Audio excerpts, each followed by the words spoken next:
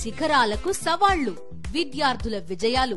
పూర్తి వివరాలకు చదవండి రేపటి సాక్షి దినపత్రిక.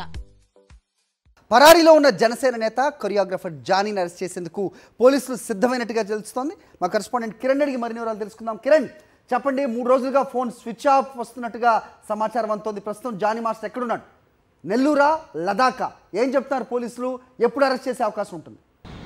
హరి, అయితే కొరియోగ్రాఫర్ జనసేన నేత జానీ మాస్టర్ పైన నార్సింగి పోలీసులు కేసు నమోదు చేశారు. అది ఈ నెల 15వ తారీఖున నమోదు చేశారు. సో ఇప్పటికీ కూడా జానీ మాస్టర్ ఈ కేసు నమోదైనప్పటి నుంచి పరారీలోనే ఉన్నాడు. పోలీసులు అతని కోసం గాలిస్తున్నారు. 4 బృందాలు ఫామ్ చేశారు ఇప్పటికే. సో అతను ప్లేస్లు మారుస్తూ కూడా వెళ్తున్నాడు అనేటువంటిది పోలీసులు గుర్తించేశారు.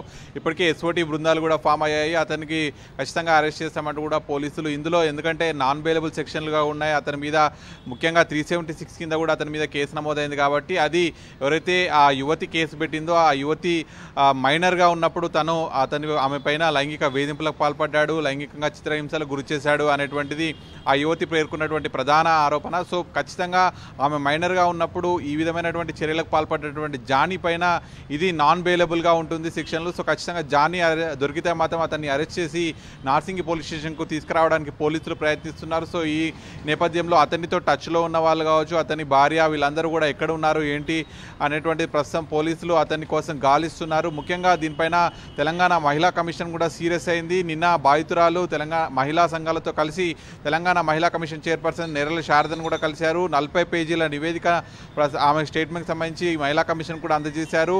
2017 నుంచి ఇప్పటి వరకు కూడా తనపైన జానీ మాస్టర్ అవకాశాల పేరుతో ఏ విధంగా తనని చిత్రహింసలకు గురి చేశాడనేటువంటిది బాధితురాలు తెలంగాణ మహిళా కమిషన్కు పూర్తిగా వివరించి చెప్పింది. సో ఖచ్చితంగా జానీ మాస్టర్ పైన చర్యలు తీసుకోవాలి, అలాగే ఆ యువతికి కూడా భద్రత కల్పించాలంటూ కూడా పోలీసులను ఆదేశించింది మహిళా కమిషన్. ఎందుకంటే జానీ మాస్టర్ ఇన్ఫ్లుయెన్స్ ఉన్న వ్యక్తి, జనసేన పార్టీలో కూడా ఉన్నాడు. ప్రస్తుతం ఏపీలో జనసేన పార్టీ అధికారంలో ఉంది. పవన్ కళ్యాణ్ కూడా డిప్యూటీ చీఫ్ మినిస్టర్గా ఉన్నాడు. సో పవన్ కళ్యాణ్కు సన్నిహితంగా జానీ మాస్టర్ ఈ మొత్తం ఎన్నికల ప్రచారంగా కూడా చేశాడు. సో తన ఇన్ఫ్లుయెన్స్ను వాడుకొని ఆ యువతిని ఇంకా బెదిరింపులకు పాల్పడే అవకాశం ఉంది. ఈ కంప్లైంట్ను వెనక్కి తీసుకోవాలని కావచ్చు, అనేక రకాలుగా తనని బెదిరింపులకు పాల్పడే అవకాశం ఉంది. కాబట్టి తెలంగాణ మహిళా కమిషన్ దీనిపైన సీరియస్ అయ్యి ఆ యువతికి భద్రత పెంచాలి, అలాగే పోలీసులు కూడా వెంటనే జానీ మాస్టర్ పైన చర్యలు తీసుకోవాలి, అతన్ని అరెస్ట్ చేయాలంటూ కూడా మహిళా కమిషన్ ఆదేశించింది. సో ప్రస్తుతానికి పోలీసులు కూడా అతని కోసం గాలిస్తున్నారు. 4 బృందాలు ఫామ్ చేసి అతని కోసం ఏదైతే వెతుకుతున్నారో, అతను లడాఖ్లో ఉన్నాడని, అలాగే నెల్లూరులో ఉన్నాడని, సో రకరకాల ప్లేసెస్ చూపిస్తుంది లొకేషన్. సో అతను ఎక్కడ ఉన్నాడో పట్టుకుంటామని పోలీసులు చెప్తున్నారు.